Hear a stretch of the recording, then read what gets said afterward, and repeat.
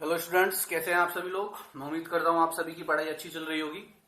देखिए, आज जो है हम कक्षा 10 की गणित का पाठ 9 का प्रश्नावली 9.1 में क्वेश्चन नंबर 15 देखेंगे। क्वेश्चन नंबर 15 देखिए ध्यान से। एक तो देखिए क्वेश्चन जो है ये थोड़ा सा लेंदी है, बड़ा है थोड़ा क्वेश्चन, तो आप लोग हैंड इसको जो है साथ में नोट भी कर लीजिएगा, ठीक है, क्योंकि एक बार में इस ब्लैक बोर्ड पे इसको करवाना पॉसिबल नहीं हो पाएगा, थोड़ा बड़ा है, लेंदी क्वेश्चन है। चलिए, तो यदि एक समबाहु त्रिभुज के दो शीर्ष दिए हुए हैं, आपको एक समबाहु त्रिभुज है उसके दो शीर्ष दिए हुए हैं, तीसरा शीर्ष ज्ञात करना है।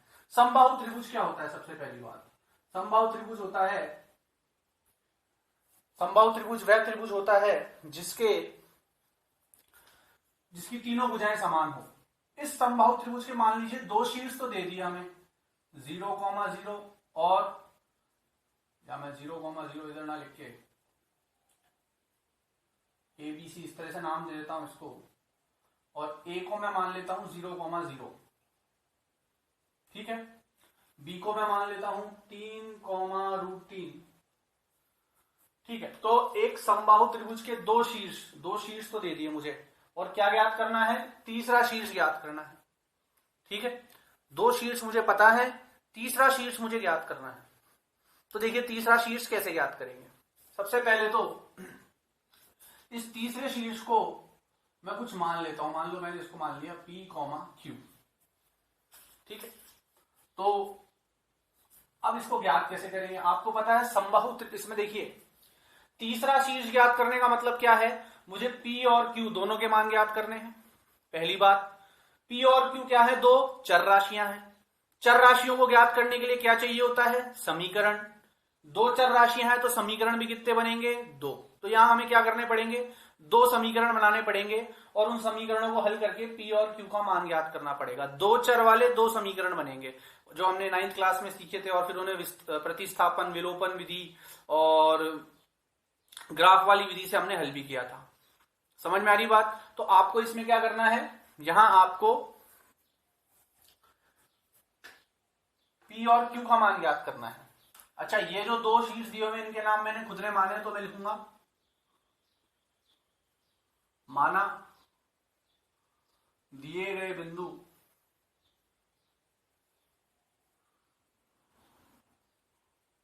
क्रमशः A 0,0 व B 3,√3 है।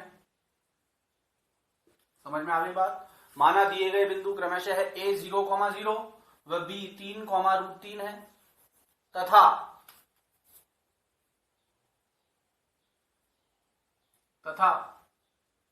त्रिभुज का तीसरा शीर्ष,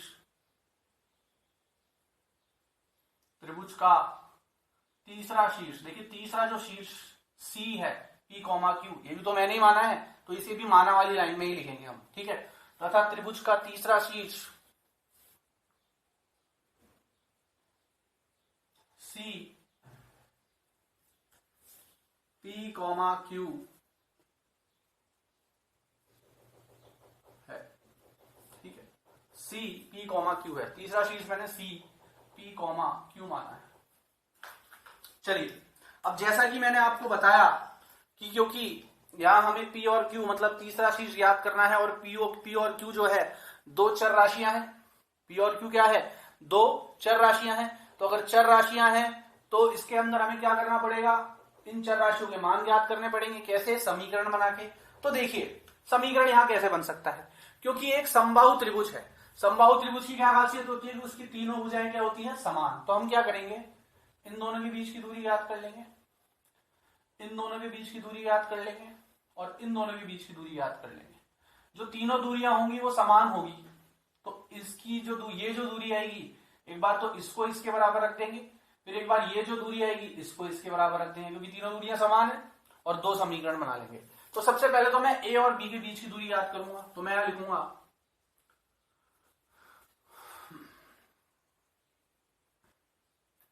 दूरी सूत्र द्वारा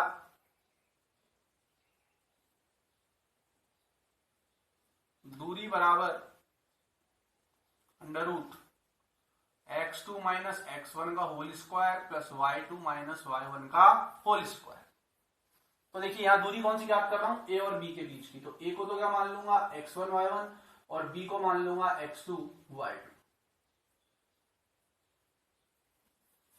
चलिए तो ए बी दूरी याद करेंगे तो अंडर रूट x2 कितना है 3 माइनस x1 कितना है 0 का होल स्क्वायर प्लस y2 कितना है अंडर रूट 3 माइनस y1 कितना है 0 का होल स्क्वायर।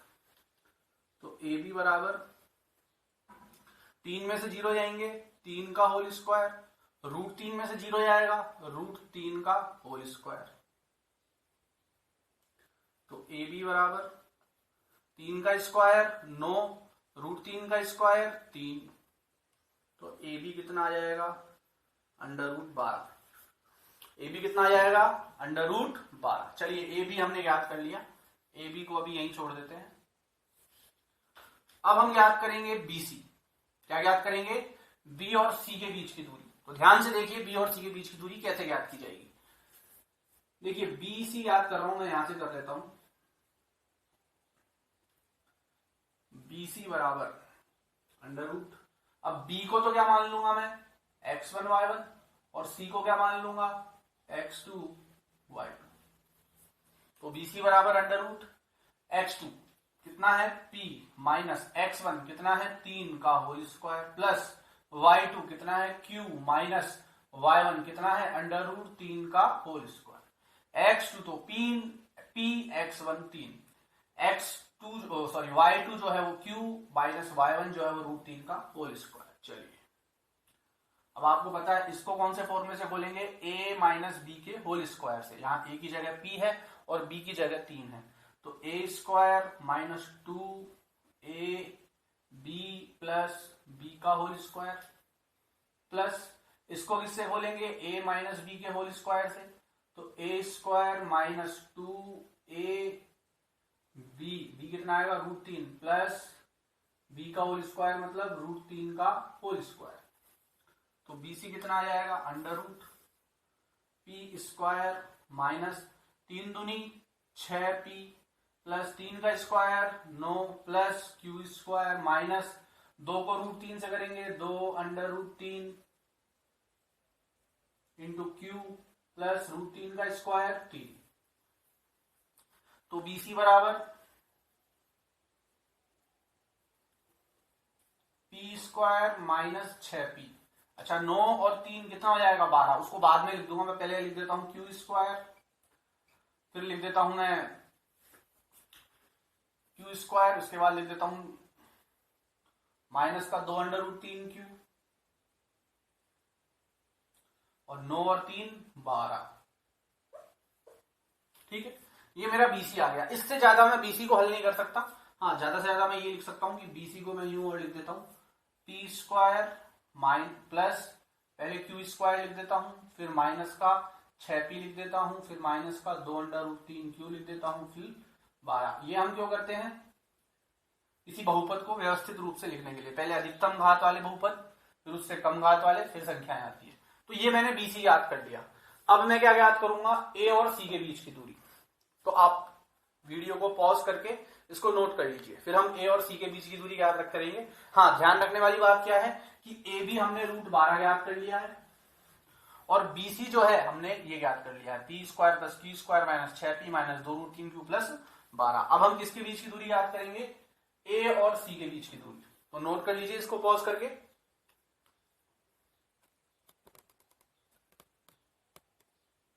तो ये जो ए बी का मान मैंने यहाँ ज्ञात किया था पूरा उसको मैं मिटा दिया है मैंने। अब देखिए ए सी के बीच की दूरी याद करेंगे तो ए को तो मान लेंगे x1 y1 और सी को मान लेंगे x2 y2। ठीक है तो ए सी के बीच की दूरी याद कर लेते हैं। ए सी बराबर कितना आएगा अंडर रूट x2 कितना है p माइनस x1 कितना है 0 का होल स्क्वायर प्लस y2 कितना है q माइनस y1 कितना है 0 का होल स्क्वायर। तो ए सी कितना आ जाएगा अंडर रूट p में से 0 गया p का होल स्क्वायर q में से 0 गया q का होल स्क्वायर। तो ए सी कितना आ गया under root p square plus q square. ठीक है ए सी कितना आ गया under root p square plus q square. अब देखिए क्योंकि ABC एक समबाहु त्रिभुज है जो कि मुझे प्रश्न में दिया है, क्योंकि ABC एक समबाहु त्रिभुज है इसकी तीनों भुजाएं कौन कौन सी, ए बी, बी सी और ए सी आपस में समान होगी। समबाहु त्रिभुज की खासियत यही होती है कि उसकी तीनों भुजाएं समान होती है। चलिए, तो इसका मतलब ए बी जो है वह बी सी के भी बराबर होगी और ए बी जो है वह ए सी के भी बराबर होगी। तो पहले तो मैं ए बी को ए सी को ए बी के बराबर रख देता हूं। देखो, ए सी को ए बी के बराबर रखूंगा तो क्या होगा, ध्यान से देखिए। जब मैं ए सी को ए बी के बराबर रखूंगा तो क्या होगा, तो ए सी तो कितना आया मेरे पास, ए सी कितना आया, under root p square plus q square, और ए बी कितना आया था, ए बी आया था अंडर रूट का 12। ठीक है, पर अब इन चीजों को मैं इधर उधर नहीं ले सकता हूं क्योंकि ये किससे बंधे हुए हैं, रूट से। तो रूट हटाने के लिए दोनों पक्षों में क्या लूंगा, वर्ग। तो मैं लिखूंगा दोनों पक्षों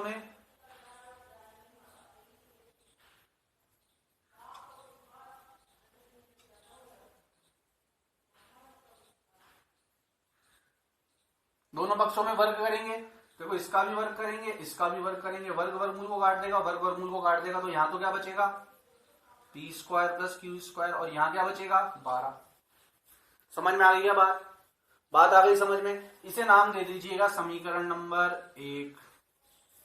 ठीक है, अब ये तो मैंने किसको किसके बराबर रखा, ए सी को ए बी के बराबर, ए सी को ए बी के बराबर। अब बी सी को भी मैं ए बी के बराबर रख सकता हूं क्योंकि तीनों बराबर हैं। तो अब ए बी को बी सी के बराबर रखूंगा। तो ठीक, ये आपने नोट कर लिया, इसको मैं इरेज कर देता हूं।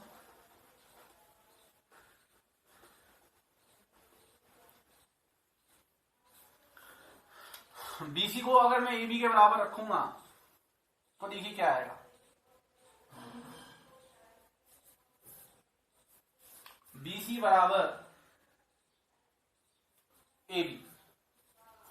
ठीक है, तो देखिए अब बीसी का मान अपन ने कितना निकाला था, तो देखिए बीसी बराबर ए बी करेंगे हम। ठीक है, तो बीसी का मान कितना निकाला था हमने, under root p square plus q square minus 6p minus 2 under root 3q plus 12 वहां नीचे निकाला था। ठीक है, मैंने उसको एक्चुअली इरेज कर दिया था और नोट भी नहीं किया था मैंने, तो वीडियो को पीछे लेके एक बार मैंने इसको नोट कर लिया है। अब ए बी का मान कितना आया था, अंडर रूट 12।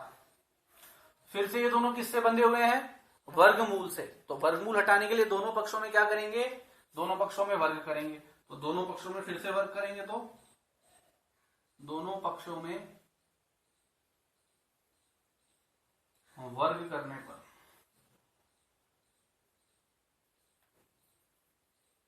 ठीक है, दोनों पक्षों में वर्ग करेंगे, वर्ग से वर्गमूल कट जाएगा, क्या बचेगा, p square plus q square minus 6p minus 2 under root 3q plus 12 बराबर, वर्ग से वर्गमूल कट जाएगा, क्या बचेगा, 12।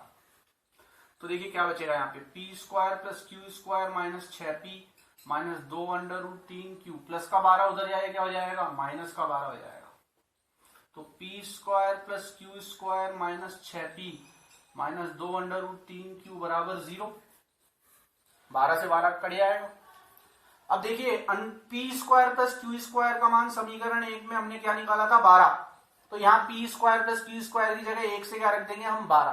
तो हम लिखेंगे 1 से, इसको नाम दे देना number 2, P square plus q square का मान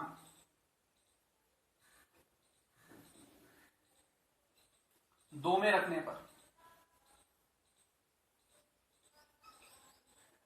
2 में रखने पर क्या होगा, देखिए P square plus q square का मान 1 से 2 में रखेंगे तो p square plus q square की जगह तो क्या आ जाएगा, 12 minus 6p minus 2 under root 3q बराबर 0। ठीक है, प्लस का 12 उधर जाएगा, हो जाएगा माइनस का 12। तो minus 6p minus 2 under root 3q बराबर माइनस का 12। अब हम यहां से क्या करेंगे, या तो p का मान या फिर q का मान, कोई भी एक मान निकालो और वापस समीकरण 1 में रख दो। ठीक है, तो देखिए ये हो गया आपका माइनस 6p। तो यहां से मैं एक काम करता हूं, यहां से p का मान निकाल लेता हूं। तो p का मान देखिए क्या आएगा, माइनस का 2 अंडर रूट 3q, इधर माइनस का उधर जाएगा, हो जाएगा प्लस का। तो यहां क्या बचेगा, माइनस 6p बराबर माइनस 12, और ये माइनस का उधर जाएगा, हो जाएगा प्लस का। तो माइनस का उधर जाएगा प्लस का, हो जाएगा 2 अंडर रूट 3q। अब -6 गुणा में उधर जाएगा, क्या हो जाएगा भाग में, तो -12 प्लस 2 √3 बटे -6। अच्छा आपको पता है बटे में अगर माइनस आता है तो उसको हटाना पड़ता है। कैसे हटाते हैं, नीचे से माइनस हटा देते हैं और ऊपर जो माइनस है वो प्लस बन जाता है और जो प्लस है वो क्या बन जाता है, माइनस। तो देखिए नीचे से माइनस हटाएंगे तो माइनस का 12 तो प्लस का बन जाएगा और प्लस का 2 √3 किसका बन जाएगा, माइनस का, और बटे में क्या आ जाएगा, प्लस का 6।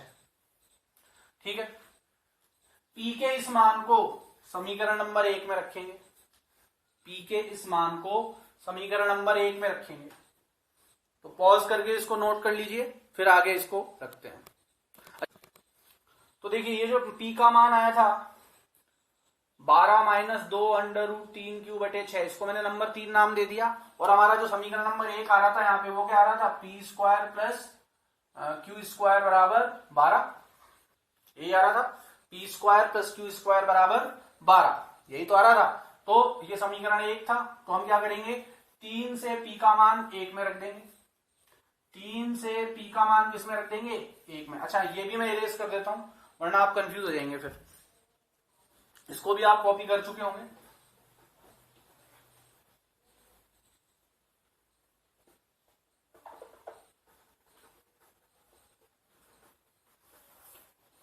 तो देखिए 3 से पी का मान 1 में रखेंगे, 3 से पी का मान 1 में रखने पर यहां पे हम दरअसल कर क्या रहे हैं, दो चर वाले समीकरण हम ऑलरेडी बना चुके हैं। एक तो p square plus q square 12, इसमें दो चर हैं पी और क्यू, और एक समीकरण हमने समीकरण नंबर 2 बनाया था।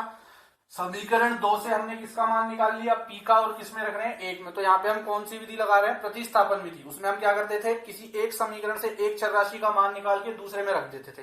तो बेसिकली हम यहाँ दो चर वाले रैखिक समीकरण को ही हल कर रहे हैं प्रतिस्थापन विधि द्वारा। 3 से पी का मान 1 में रखने पर देखिए क्या आएगा, पी का मान कितना आया, ये 12 - 2 √3 बटे 6, और स्क्वायर है तो होल स्क्वायर प्लस क्यू का स्क्वायर बराबर 12। अब 12 - 2 √3 ये पूरा है। तो देखिए ऊपर तो ये कैसे खुलेगा, a - b के होल स्क्वायर से। तो ऊपर तो a - b का होल स्क्वायर लगाऊंगा, a square - 2ab plus b square, मतलब इसको थोड़ा ऊपर लिख देता हूं मैं, a square - 2ab plus b square बटे 6 का स्क्वायर 36 प्लस क्यू स्क्वायर बराबर 12, 12 का स्क्वायर 144 माइनस 12 दूनी 24, 24 दूनी 48, तो माइनस का 48 √3 प्लस 2 का स्क्वायर 4 √3 का स्क्वायर 3, 4 तिया 12, क्यू का स्क्वायर क्यू स्क्वायर। अच्छा ये बात ध्यान रखने की है कि ये 36 जो है सिर्फ इन तीनों के नीचे ही है, ठीक है। तो क्यू का स्क्वायर क्यू स्क्वायर बटे 36 प्लस क्यू स्क्वायर बराबर 12, ठीक है।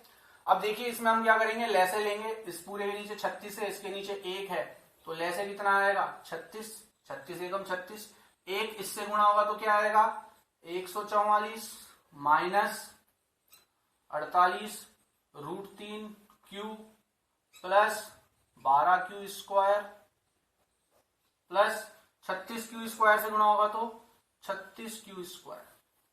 आ गई बात समझ में।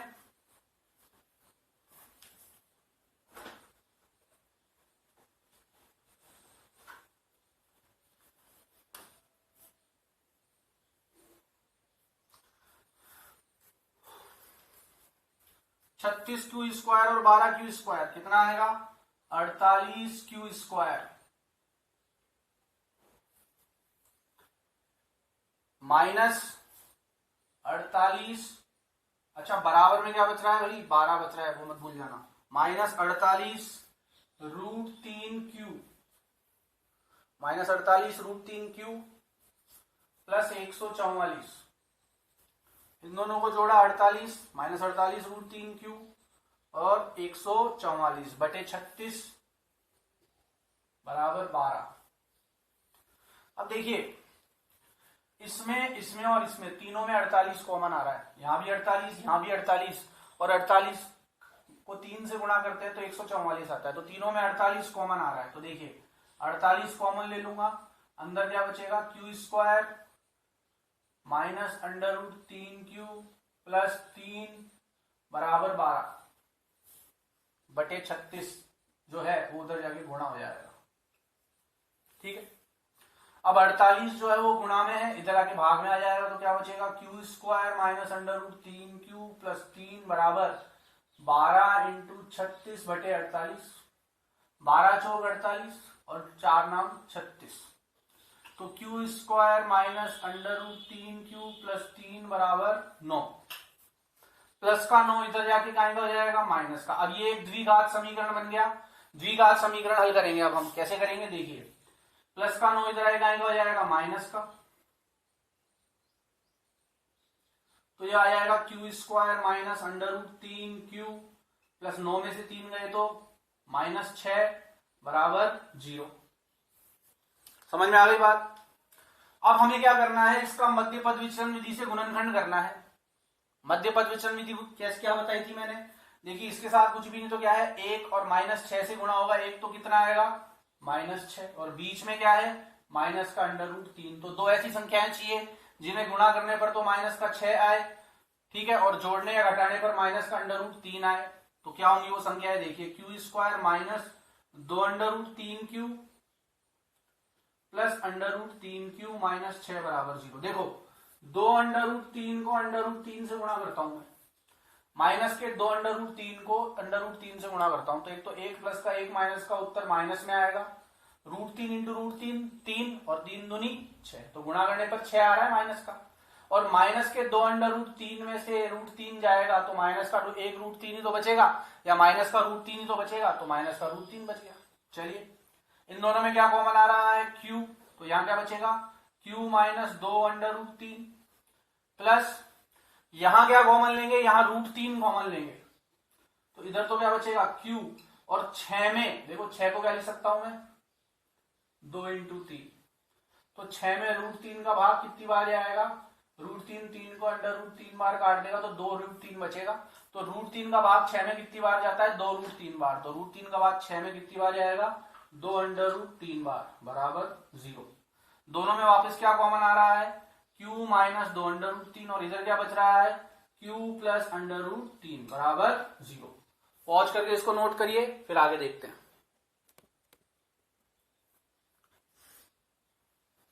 कर लिया आप सबने नोट, देखिए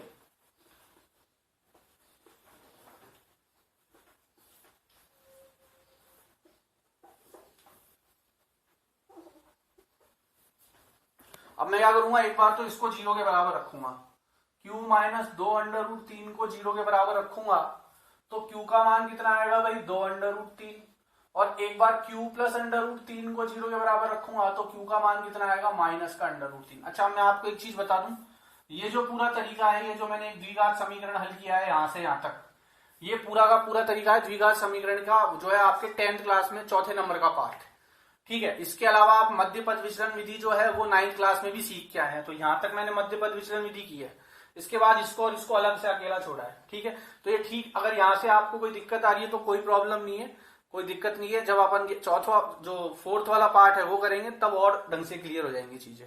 फिलहाल इसको आप नोट कर लीजिएगा। तो Q का मान ये आ गया, Q के ये 2 मान आ गए, ठीक है। अब P के भी 2 मान निकालने पड़ेंगे, कैसे, Q के इस मान को समीकरण में रखेंगे 1 में, समीकरण 1 क्या था p square plus q square बराबर 12, इसमें Q का मान रखो, पहले ये वाला रखो 2 अंडर रूट 3 का होल स्क्वायर, तो p स्क्वायर प्लस 2 का स्क्वायर 4 रूट 3 का स्क्वायर 3 बराबर 12, तो p स्क्वायर प्लस 12 बराबर 12, तो p बराबर स्क्वायर बराबर 0, तो p बराबर कितना आ गया 0। मतलब अगर q का मान माइनस 2 अंडर रूट 3 लोगे तो p का मान 0 आएगा, तो एक निर्देशांक तो क्या आ गया, मैंने p कॉमा q माने थे ना, तो एक निर्देशांक तो आ गया 0 कॉमा माइनस 2 अंडर रूट 3।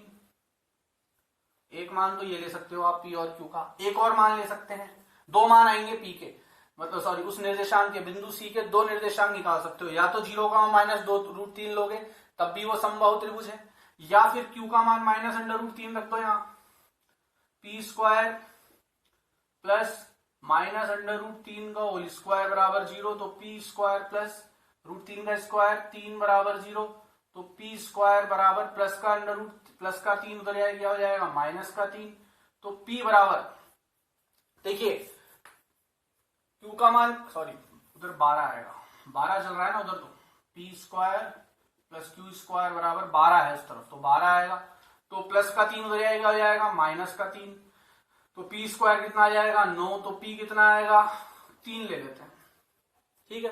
तो एक जो मान आएगा आपका वो क्या आ जाएगा 3, क्यू का मान कितना रखा था आपने -√3, और एक निर्देशांक और आ सकता है इसका, पी का मान यहाँ पे 2 आएगा, एक बार प्लस का 3 और एक बार -3, क्योंकि 9 जो का अंडर रूट क्या होता है +-3, तो प्लस रखने पर ये आएगा और माइनस रखने पर -3, -√3 आएगा।